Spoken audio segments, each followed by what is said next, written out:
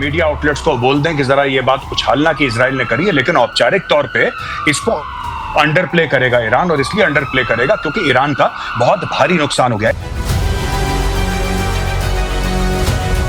नए युद्ध की तैयारी में इजराइल और अमेरिका। अगली खबर देखिए, तेल अवीव के बेन गुरियन एयरपोर्ट पर सैन्य विमानों की आवाजाही बढ़ी। हवाई अड्डे पर बड़ी तादाद में अमेरिकी सैन्य मालवाहक विमान उतरे। ये क्या लेकर गए होंगे मार्शल श्रीवास्तव, ये क्या लेके गए होंगे? वही लेके गए जो खर्च कर दिया। भारत की लड़ाई हुई, जितने ड्रोन्स खर्च हुए, तो इतनी जल्दी रिप्लेनिश क्यों कर रहे हैं? जरूरी है। नहीं, इतनी जल्दी रिप्लेनिश कर रहे हैं मतलब तुरंत में फिर कुछ होने वाला है क्या? देखिए, आयरन डोम को आयरन बीम तो बना लिया। Iron dome, iron beam, arrow 1, arrow 2, David sling, सबको वापस पुनः स्थापित करना है दिनेश, जिससे कि कोई खतरा नहीं आ सके।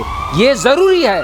इजराइल छोटा सा देश है, अगर उसमें ये कोई खामी आ गई तो इजराइल खत्म हो जाएगा, क्योंकि बची खुची अभी भी इनके पास मारक क्षमता है। ईरान के पास, ईरान को ऐसा है कि आप जितना भी मार लीजिए, कुछ मिसाइल्स तो होंगी, उनको गिरने का कोई भी समय और साधन नहीं मिलना चाहिए।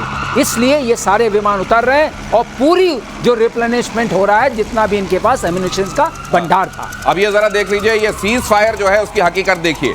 तेहरान में IRGC के मिसाइल बेस पर धमाके की खबर है। बनफ्शे पार्क के पास हथियार मिसाइल डिपो में विस्फोट, इलाके में धुआं और सायरन की आवाज। अब ये जाहिर है अपने आप तो फूटा नहीं होगा मेजर गौरव आर्य। अब अगर यहाँ ये फूटा तो मुझे ये लगता है कि इजराइल इस समय यहाँ पे इक्का दुक्का अगर ऐसा कुछ कर भी देगा तो ईरान की तरफ से कहा जाएगा नहीं इजराइल वाला नहीं हो सकता, हमारे यहाँ ये धोखे से फट गया हो, क्योंकि ये सीज फायर कायम रहने में ही फिलहाल भलाई है जब तक परमाणु नहीं बन जाता। नहीं, आप बिल्कुल ठीक कह रहे हैं दिनेश, और इसमें हो सकता है कि कुछ मीडिया आउटलेट्स को बोल दें कि जरा ये बात उछालना कि इजराइल ने करी है, लेकिन औपचारिक तौर पे इसको अंडर प्ले करेगा ईरान, और इसलिए अंडर प्ले करेगा क्योंकि ईरान का बहुत भारी नुकसान हो गया। ईरान माना क्यों ये सीज फायर, आपको पता है ये माना क्यों सीज फायर? ईरान इसलिए माना क्योंकि ईरान में लड़ाई करने की क्षमता नहीं थी, और इजराइल इसलिए माना क्योंकि अमेरिका चाहता था, क्योंकि बिना अमेरिका के उसके हथियारों का सप्लाई बंद हो जाएगा। तो दोनों का इसमें फायदा था, सीज फायर में मानना पड़ा, दोनों को मानना पड़ा। लेकिन जिस दिन मजबूरी नहीं होगी उस दिन ये सीज फायर टूटेगा और उस दिन दोबारा लड़ाई होगी। ये हो ना हो इजरायलियों ने करा होगा, हो ना हो। और आप कान खोल के मैं आपको आज बता रहा हूं व्यूअर्स को, अगले 2-3 महीने के अंदर अगर फिर से किसी टॉप कमांडर की हत्या नहीं हो जाती है कुछ एक्सीडेंट में, या अजीबोगरीब कोई ट्रेडमिल पे भागता हुआ सर के बल गिर के मर गया, ये इजरायली मारते भी ऐसे है ना, बड़े इनोवेटिव तरीके इजरायली कि सवेरे चहल कदमी कर रहे थे, कुछ हुआ और वो मर गए, इस टाइप का। आप देखिएगा इजराइल नहीं रुकने वाला है साहब, वो नहीं रुकेगा। तो ये आपको सतह पर जो सीज फायर दिखाई दे रहा है, इस सतह के नीचे बहुत सारा अंडर करंट है, इसको समझने की जरूरत है। और भारत के करीब अमेरिका ने तैनात किए बॉम्बर। यह खबर देखिए, डिएगो गार्सिया में B-52 F-15 KC-135 तैनात। सैटेलाइट इमेज से बहुत बड़ा खुलासा, कम मौकों पर इस सैन्य अड्डे पर इतनी बड़ी तैनाती तो होती रहती है यहाँ, लेकिन एक साथ इतने सारे अलग अलग तरीके के फाइटर प्लेन्स, बॉम्बर्स और उनकी इतनी ज्यादा तैनाती, ये डिएगो गार्सिया, ये भी जरा देख लीजिए, समझ लीजिए। और आप कमोडोर बहल अगर इसकी सिचुएशन समझा सकें, यहाँ पर इस तैनाती के मायने क्या हैं अगर आप ये बता सकें। देखिए, डिएगो गार्सिया 2000 किलोमीटर नीचे है भारत के, और 3700 से 400 किलोमीटर दूर, 4000 किलोमीटर दूर है ईरान से।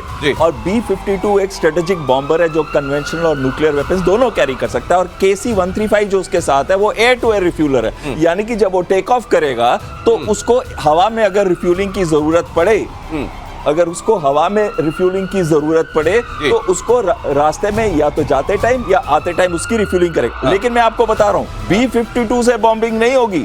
बॉम्बिंग होगी तो B-2 स्टेल्थ बॉम्बर से ही होगी, चाहे वो व्हाइट मैन बेस जो एयरफोर्स का उनका है मिसूरी में, या फिर B-2 बॉम्बर्स यहाँ पे भी आके डिप्लॉय होते रहे हैं। और उनकी जो 11,000 किलोमीटर की रेंज है उसमें बड़े आराम से। तो सर, इस समय क्या चल रहा है ऐसा जियोपॉलिटिकली कि यहाँ इतनी सारी तैनाती हो रही? ये एक तो है पोजीशनिंग, दूसरी है जो हम कहते हैं ना, जिसको कि हम दिखा रहे हैं ईरान को, और उसको पोस्चरिंग जैसे वर्ड होता है, उसकी इंग्लिश में एक वर्ड है, हिंदी में शायद कोई और वर्ड नहीं है, पोस्चरिंग। और तीसरी चीज है कि अगर कोई अर्जेंटली अटैक करना पड़े तो B-52 में इतना पेलोड है कि वो जाके काफी तहस नहस कर सकता है ईरान। इसमें क्विकली ये कहना चाहूंगा कि हॉर्मुज को देखिए, वो जो स्ट्रेट हॉर्मुज है, यहाँ पर अगर कोई गड़बड़ होती है, ईरान की तरफ से अपनी तरफ से प्रतिक्रिया होती है, तो ये उसके दायरे में भी तेल है। वाली तैनाती है, तेल वाली तैनाती है, ये पूरा सी लेन्स को कवर करने की तैनाती है। राइट, अगर ईरान ने ऐसा कुछ करने की कोशिश की और हॉर्मुज में कहीं उसने अपनी मसल फ्लेक्सिंग की, तो असल में जो कहा जा रहा है ना पोस्चरिंग वो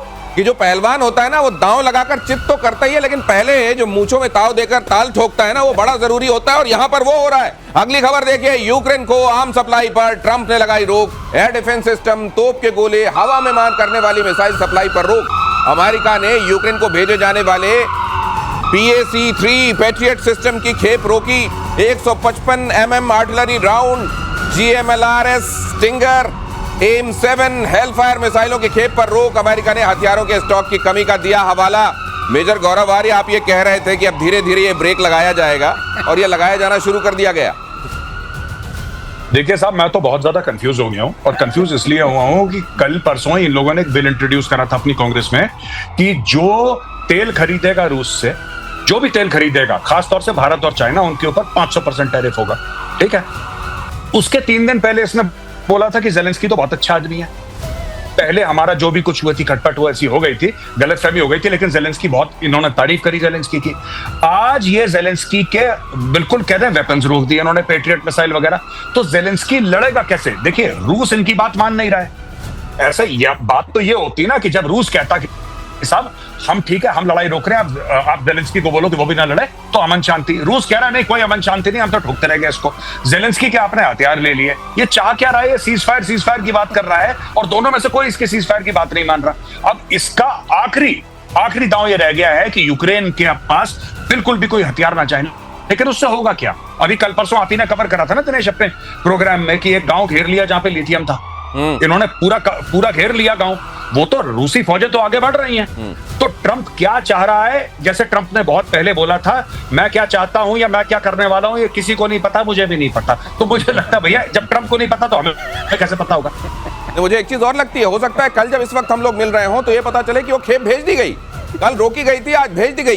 ये इस तरीके ये जो काम किया जा रहा है नेटो के चक्कर में, यूक्रेन को यहां तक पहुंचाना और अब खेप रोकने की बात करना, बीच में रेयर अर्थ मेटल की डील भी कर लेना, और ये दिखाता क्या है? देखिए, बहुत इंपॉर्टेंट चीज पता है क्या है इसके अंदर? एक इकोनॉमिक्स प्रोफेसर हैं यूएस के, उन्होंने कहा था जितने मैं अपने अंडरगारमेंट चेंज नहीं करता, मतलब एक दिन के अंदर, उतनी बार तो ये पॉलिसी चेंज कर देते हैं अपनी। ट्रंप के बारे में ये कहा जा रहा है, और ट्रंप अब क्या चाहता है कि अगर ये युद्ध रुक नहीं रहा, तो अगर वो रोक लेगा सप्लाई, खेप रोक लेगा, जो हमने बताया कि पैट्रियट सिस्टम, जो एयर डिफेंस सिस्टम उसको बहुत जरूरी चाहिए, तो उसके बाद इतनी तबाही यूक्रेन की हो जाएगी, कम से कम यूक्रेन डिसाइड कर लेगा कि अब मुझे सीज फायर करना चाहिए, क्योंकि ज़ेलेंस्की ही इसको आगे लेके जा रहा है, और ज़ेलेंस्की ये हमेशा कह रहा है कि यूरोप को अटैक करेगा रशिया। तो अगर ये खेप वाकई रोक के रखी जाती है तो सीज फायर अगले 1-1.5 महीने में हो जाएगा सर? बिल्कुल हो जाएगा। मैं आपको बता रहा हूँ, PAC-3 मिसाइल्स में है, उसी के अंदर थोड़ा सामर्थ्य क्या है सर? PAC-3 मिसाइल जो है वो हाइपरसोनिक या सब हाइपरसोनिक मिसाइल्स को, सुपरसोनिक मिसाइल्स को रोक सकती है। अच्छी है। और उसी का हमला होगा।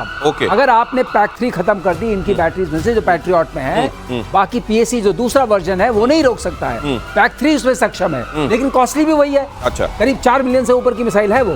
तो उसको अगर उसने नहीं दिया तो अब ज़ेलेंस्की क्या करेंगे? और जो उनके पास चीजें आ रही हैं, अटैक्स जो हो रहे हैं, और आप एक चीज और देख रहे हैं, अटैक्स अब बहुत बढ़ गए हैं।